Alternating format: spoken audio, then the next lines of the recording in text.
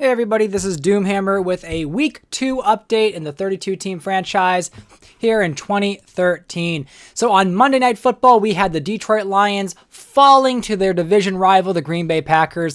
Yes, Matthew Stafford with 923 yards, 2 touchdowns, a great QBR. Ryan Tannehill did okay, but with that 1 interception. We see Reggie Bush and Tannehill, Woodhead, all pretty modest in their running game. LeSean McCoy with only 21 yards. But Randall Cobb, 2 of those touchdowns going to him, 132 yards. Solid performance for the Packers. Then we had the Brandon Weeden Kansas City Chiefs. And for the most part in this game, the Chiefs were firing on all cylinders. They looked like they were going to win and go up 2-0 this season. But Sam Bradford had other plans. We see Monty Ball being able to get 100 yards in the second game of the season. So great job rushing there. They do have Ahmad Bradshaw, but Ahmad Bradshaw is injured. And so we're going to just keep going off. We're here with Monty Ball. Because let's see. I think he got hurt in practice or something like that. Because he wasn't like a real... I don't see any injury on him now. But we see also Zach Ertz, tight end for Denver, getting 113 yards. Brian Hartline with 175 for Kansas City. Trent Richardson, Kevin Smith, about 86 yards between the two of them. Anthony Dixon there getting the touchdown. Then we got the New York Jets squeaking away a victory over the Jaguars. They shouldn't be squeaking away victories at all. But this is Chip Kelly's first season. They have Alex Smith. They have Clinton Portis. And they just barely beat the Colt McCoy Jacksonville Jaguars. We see right here they have Cedric Pierman. DeMarco Murray is injured for the next 2 weeks, so they're running with Pierman, with Kenjon Barner, the rookie. And then there's Maggette, who's probably not going to touch the ball. Tavon Austin got 90 yards. A good kind of performance there for him, and despite falling short. Chris Owusu, Deion Sims, the tight end. The other Steve Smith, so not the Panther Steve Smith, all kind of getting some catches there. Percy Harvin, 128 yards. Portis as a running back, helping to get over 100 total yards in this game. Jarius Wright has been really picking up as a sophomore receiver for the New York Jets. Marcus Wheaton, the rookie, only 34 yards. Then we got my Cleveland Browns falling short to Buffalo, to Tim Tebow's Bills. Now, this was a game that resulted in Terrell Pryor getting injured. So you see right there, he's out for 4 weeks, even though he threw 4 interceptions, which is the main reason they lost. We see Dwayne Allen, the rookie last year, getting 99 yards, a touchdown. Anthony Gonzalez, 80 yards. Roddy White, who has been actually pretty solid for the Browns these first 2 games. I know that I don't like the white text here. I had to fix that. But he had 83 yards in his first game, only 25 yards here in the second. We expect more from him as the season goes on. But they will be working with not Josh Johnson, but they signed Vince Young. So the Browns will have Vince Young for a few games as they work on getting Terrell Pryor back to health.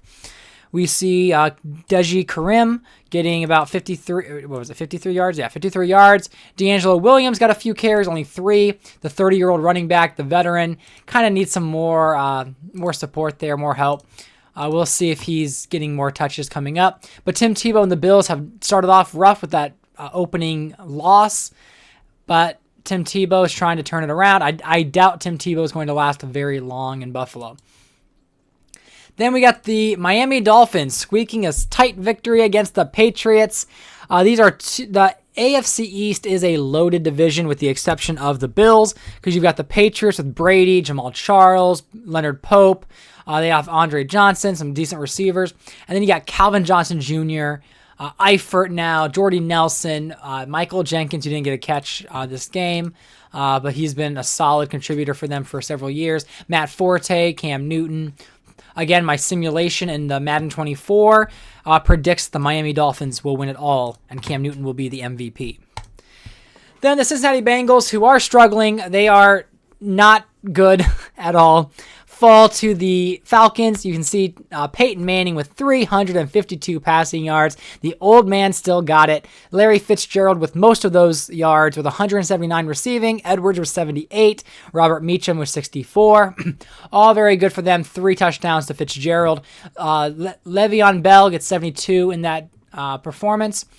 We see Noshawn Marino with 86 yards, Osweiler with 194, and really you got Lewis Murphy over there, 26-year-old, taking on some of the lead receiver role.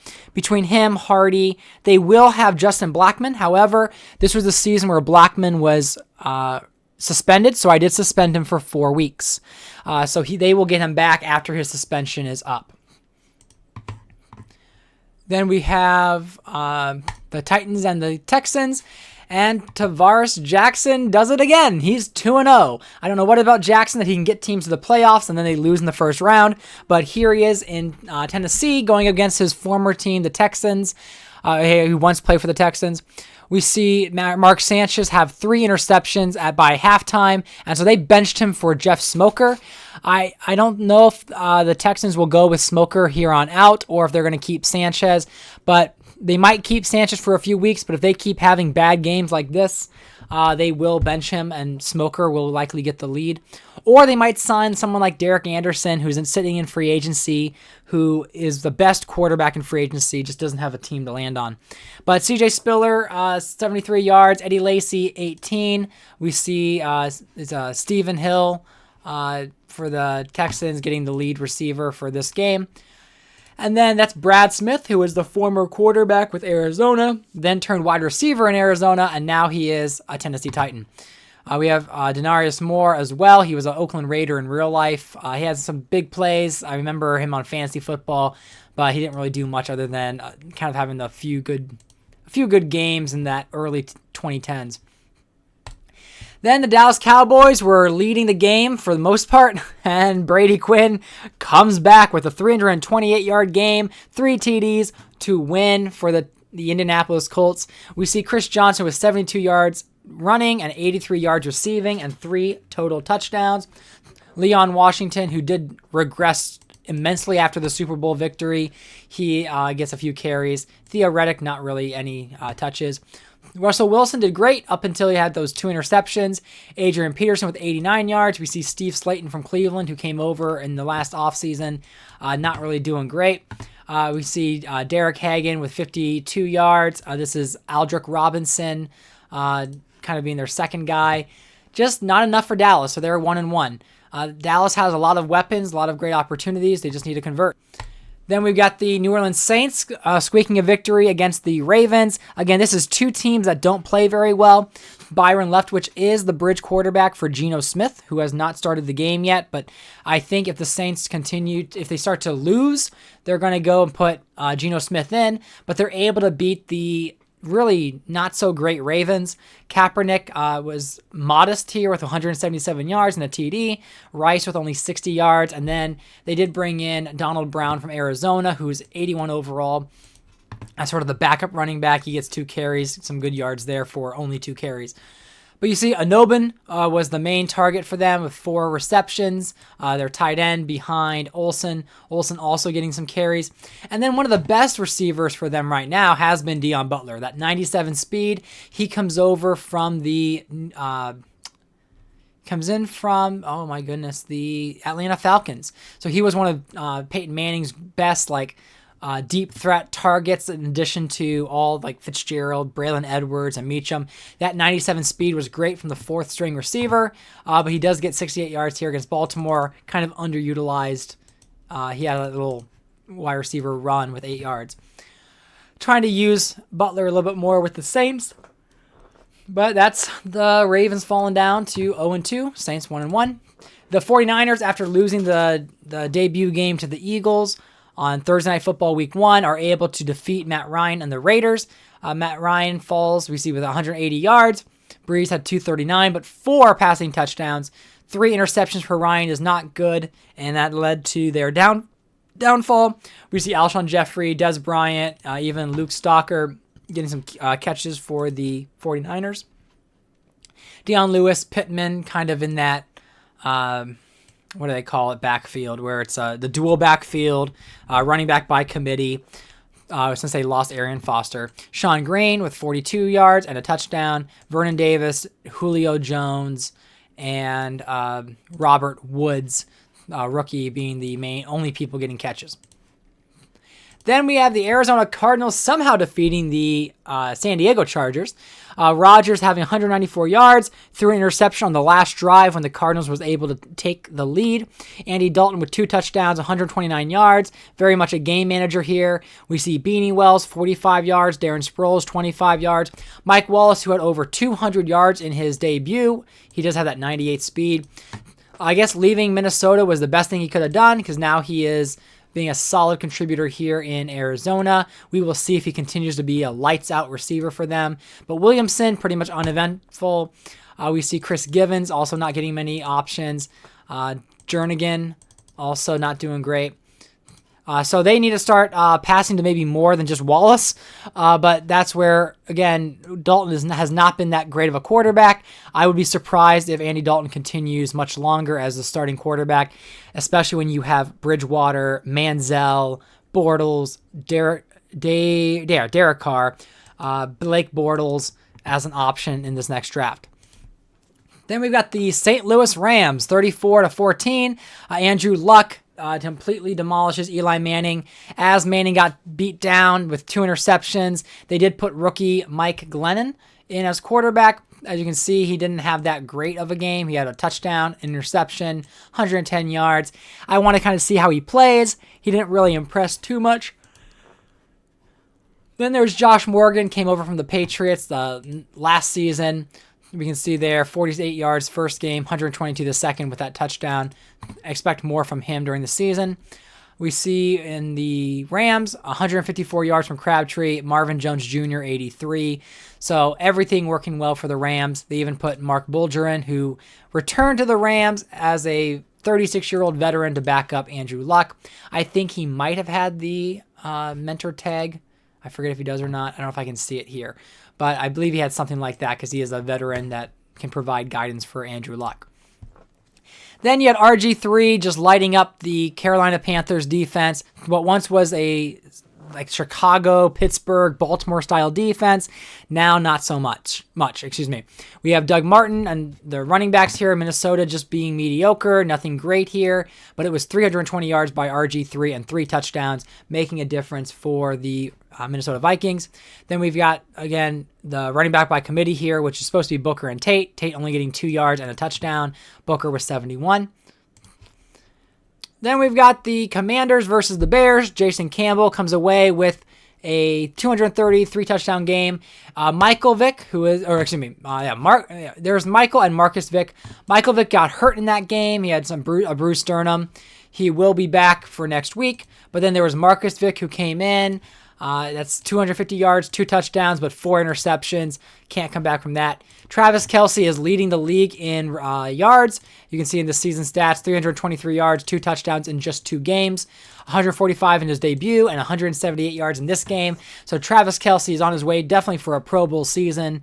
I don't know if a tight end will ever win Rookie of the Year, but if there's any tight end that's worthy of it right now, if Kelce keeps it up, he might actually do it. Eddie Royal for the Bears. We see Golden Tate. He got hurt that game, out for 4 weeks.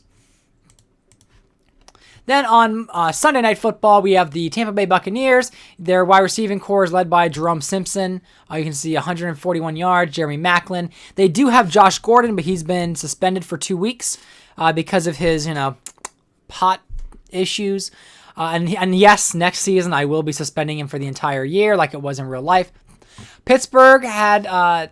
I expected Pittsburgh to play better, but the Tampa Bay Buccaneers trounced them. We see McFadden with a great 92-yard game, 1 touchdown. Javid Best with 1 carry, 32 yards.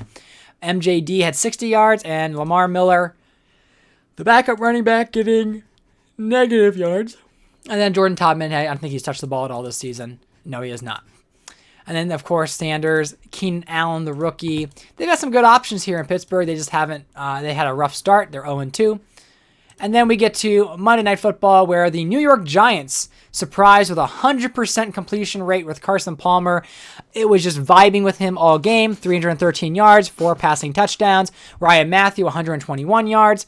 Devin Aromashodu, I think he was with the Giants, then he went to the Colts, then he went back to the Giants. Just having a very solid game for them. Niles Paul also contributing with a touchdown and 66 yards. Josh Boyce, the rookie, getting a 50-yard grab there. Whereas the Eagles, 3 touchdowns. Nothing bad about the Eagles' performance, just not good enough. The Giants were just too powerful this game, and that came as a surprise to me. We see Deshaun Jackson, Ted Ginn, their lead receivers, not able to really come through like they normally do.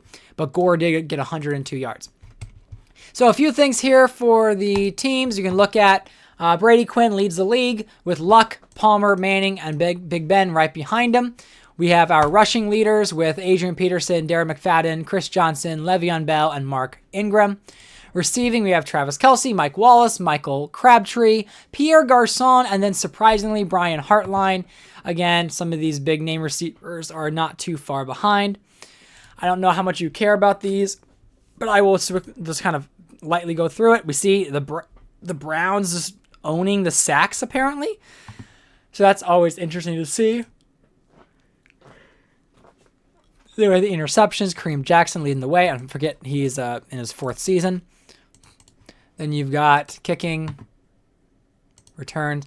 I think there's been 1 touchdown maybe all year. Maybe not. I thought I had a kick return touchdown. Maybe I didn't. Huh. Okay. Well, I guess no return touchdowns yet.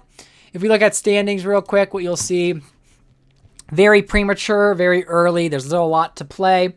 But here's kind of the update for week 2. And now for some highlights. So we're just going to go with some highlights this week. We see Randall Cobb getting the touchdown by Matthew Stafford. There's Monty Ball running in for a big touchdown there for Denver, getting the opening lead. And then here we go. Bradford again looking to throw, and a deep bomb all the way to A.J. Green, keeping them going, keeping them to run up the score. And then another time looking at A.J. Green here. Bradford rolls out, connects with Green, wide open in the middle of the field. Yeah, he's going to easily get that one.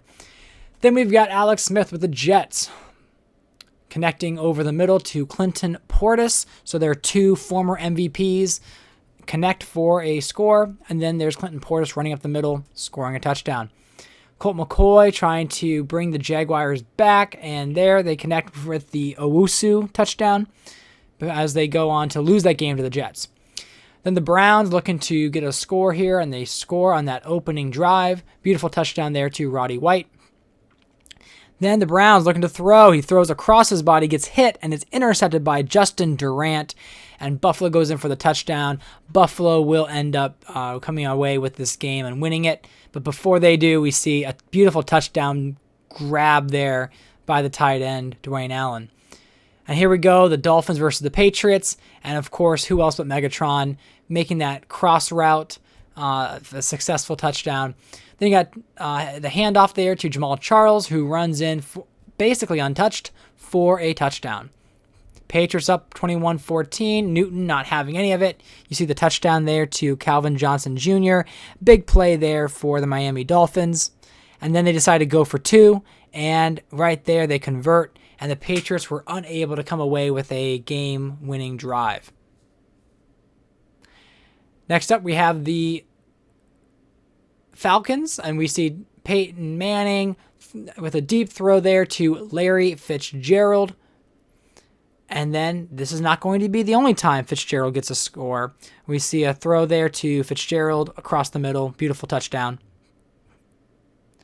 And then Peyton Manning, ready to go again, hikes the ball. And there we go. 3rd time's a charm. Falcons running up the score against the Cincinnati Bengals. And here, there's this really weird play where Edwards, the ball bounces around, and he still comes down with a catch. I'll show the replay there very shortly. So the little bobble there should have been an immediate catch, but Edwards still comes down with the reception, so it bounces off his hands, off the defender, and then back into Edwards' hands. Probably more of a Madden glitch than anything else. Osweiler gets ready for the snap, and he does. And here, a beautiful passing touchdown there to Noshawn Marino. Big touchdown there for the Bengals, but too little too late. On the run, Russell Wilson connects with Jason Witten. They go up 14-0 against the Colts. But the Colts, of course, were not having it as the Colts worked their way back for the win. But there's Chris Johnson making the screen pass into a big play touchdown.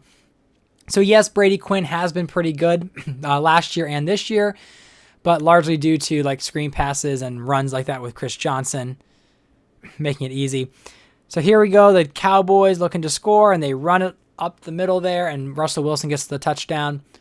Another highlight here from the Colts game. There we see, what else but another screen pass, and look at Chris Johnson just use that speed to get around all the defenders, and the Colts do come away with the victory. Then you have the Kaepernick running with the ball there for the touchdown. Saints looking to find a way to get back, and they run it in with Byron Leftwich. Here we go before the quarter is out, or the half is out. We see the touchdown pass there to Anobin. We see Colin Kaepernick throwing to the wide open Kevin Boss, who just kind of waltzes his way into the end zone. And then with 45 seconds to go, beautiful catch there by Brandon Marshall, getting them down to the 2-yard line. And then Rashard Mendenhall runs it in with 11 seconds to go. Big touchdown there, giving the Saints the victory. Two very weak teams, but they come away with it to get their first win of the year. Then we've got the 49ers versus Oakland. This is the Battle of the Bay. Breeze connected with Bryant before. Now he connects with his fullback, and I just thought that was a very neat play. A nice catch there by the fullback. Then you have Breeze back to pass, looking to throw, and he connects with his tight end. Then Matt Ryan trying to make something happen, down 21 points. And of course, he's going to connect with Julio Jones, and they're going to run him for the touchdown there. Of course, they do not come back. Andy Dalton looking to throw, and he connects there with Mike Wallace, who's already off to a hot season. And then we see 10-7, Cardinals down in the fourth quarter, and they can complete a pass there to Jernigan, who gets the touchdown. The Cardinals do come away with the victory. Then we have Andrew Luck throwing on the run there. Beautiful throw and touchdown there to Marvin Jones Jr. Again, we see a fake handoff there for Luck, and he looks over and he connects with Reed, one of his lower receivers on the depth chart.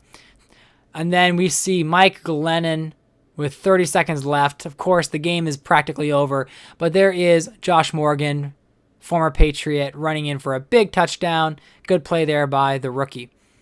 Then RG3 looks up, throws, and caught by Virgil Green. Nice play there.